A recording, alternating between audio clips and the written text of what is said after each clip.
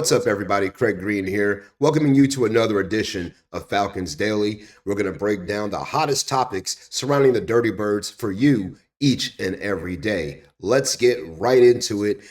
Let's talk about the biggest elephant in the room surrounding the Falcons, which is the prank call to Shedeur Sanders that took place on Friday evening as Sanders was waiting to be picked in the NFL draft. He went undrafted in the first round, went undrafted in the second, third, and fourth rounds. He was eventually picked in the fifth round by the Cleveland Browns on Saturday.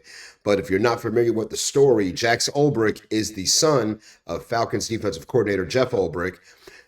Jax Olrich got his number, he got Shedeur's number from his father's iPad, wrote it down, gave it to a friend of his, and then they pretended to be Saints GM Mickey Loomis calling Shedeur on Friday night and telling him he had been drafted by the Saints.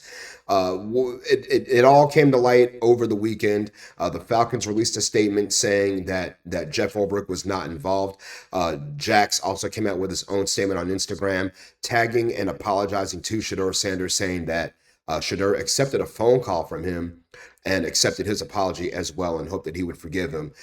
The question I pose here is, should Jeff Olrich be punished for what happened here? And I say no. If the team has already done their own internal investigation and said, hey, we're going to let this one slide. I mean, if Jeff had no idea what his son was doing with his iPad, then, yeah, there should maybe a little bit of, hey, Jeff, might want to hold on to that iPad a little bit tighter. But if the team said, hey, look, he has no responsibility for what happened, then I'm fine with that too. Let's just kind of sweep it under the rug and move on. Shedeur has accepted the apology, and I think it's good to just let it lie right there. The Falcons and the Browns don't play each other in 2024. The NFL is still investigating the matter, so we'll see if they have anything they want to say about it. But from my perspective, I think right now, as it stands, it's much ado about nothing. Next topic on the board, let's take a look at the NFL draft one more time for the Falcons. They had 5 draft picks going into it. They shuffled the board around a little bit with some trades. They did stick at number 15 with Jalen Walker and pick him up with the 15th overall pick. Then, of course, we go look at the rest of their draft class. Did they get it right? We're looking at that. Did the Falcons get the draft picks right? We're seeing a lot of draft grades coming in from all different kinds of places. Pro Football Focus thought the Falcons got an A. ESPN thought the Falcons got a C. We're seeing them kind of all over the place. My personal opinion, I think the Falcons did a fantastic job with the draft. If I had to put a grade on it right now, I would say probably around the B range. Not so much because of not because of the trades, but I felt like there was a bigger hole at center than there was at swing tackle. They did address the offensive line by a seventh round draft pick, picking up Jack Nelson. But I think the Falcons did a really good job in the draft, getting the players they needed. James Pierce trading up to 26 to get him. 17 and a half sacks the last 2 years for Tennessee. Xavier Watts out of Notre Dame, the DB. 13 interceptions the last 2 years, the most in college football. Billy Bowman out of Oklahoma. I mean, this guy is, right now he's slated to play nickel corner for the Falcons, a guy who played safety as well for the Sooners. And again, Jack Nelson out of Wisconsin, 51 games played, 50 of those were starts. When he talked to the media, he talked about how the toughest players he played during his time at Wisconsin was he took on Aiden Hutchinson at Michigan, and also George Karlaftis when Karlaftis was still in college. But again, Nelson projecting to be a potential swing tackle behind Matthews and McGarry. So I think the Falcons did a pretty good job getting value in the draft with the players that they selected and the picks that they had to work with. Making some trades here and there, trading with the Rams, trading with the Eagles, giving up a little bit to get a lot right now. Again, I think they're trying to win now and build for the future. So good job, I think, by Atlanta. Next topic of discussion here, when we take a look at the Falcons, are their undrafted free agents that they picked up here. They signed 11 different players to undrafted free agent contracts here. Quick go over the list really quickly. Simeon Barrow Jr., Kobe Bryant, Nathan Carter, Joshua Gray, Nick Kubitz, Dante Manning, Nick Nash, Joshua Simon, Quincy Skinner Jr., Malik Verdon, and Jordan Williams.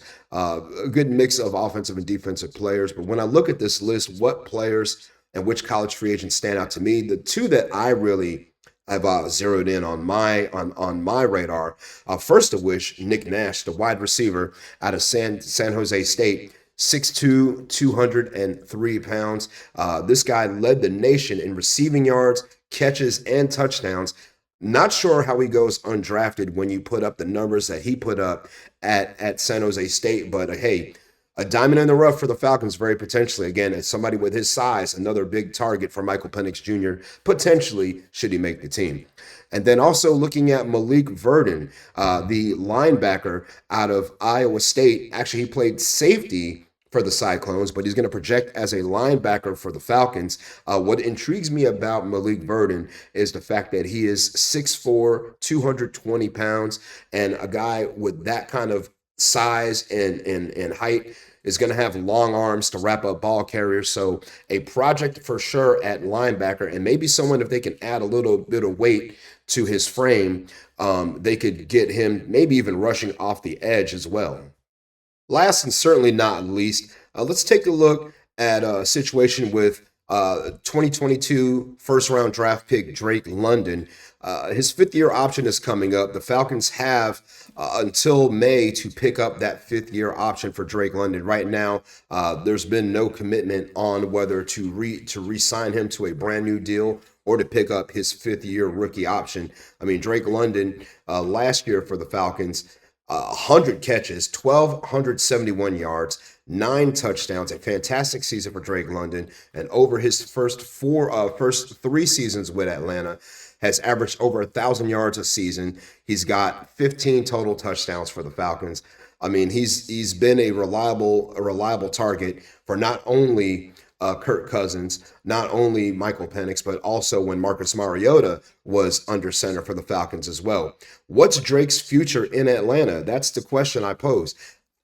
You've got to find a way to keep Drake London in the fold, whether you break the bank for him and you sign him to a brand new contract, or you put him on the rookie deal, or you actually take his fifth-year option and give him the top 5 of his position. Again, it's a lot to consider there money-wise. The Falcons do, I think, want to keep Drake. I don't see a world in which you walk away from him, because then you have to find yourself a whole new number one receiver. I think the combination of Mooney and London is a deadly combination, and something that the Falcons really should try to keep together for the next couple years going forward. But whether, again, it's the fifth-year option or a brand new extension for Drake London, you've got to find a way to keep number 5 in the fold in Flowery Branch. All right, folks, thanks for watching, everybody. Don't forget to hit the subscribe button, turn on the notifications so you'll never miss new content. We'll be back tomorrow with more Falcons Daily. Until then, I'm your guy, CG. I'll see you later.